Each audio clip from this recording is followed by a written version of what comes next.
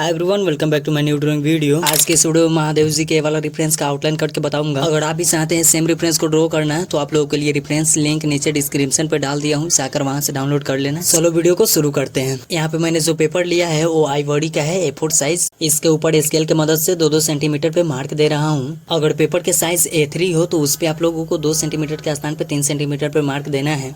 Same distance पे paper के नीचे भी मार्क कर लेना है। अब मैं पेपर को इस तरह से रोटेट करूंगा और फिर 2-2 सेंटीमीटर पर मार्क दूंगा। देन सेम मार्क को पेपर के नीचे भी ड्रॉ कर लूंगा।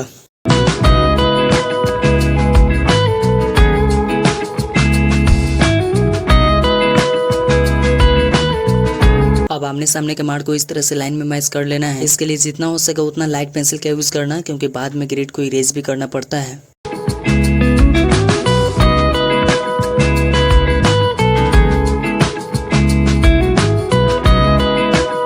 फिर से पेपर को इस तरह से रोटेट करना है और आमने सामने के मार्क को मिलाते जाना है।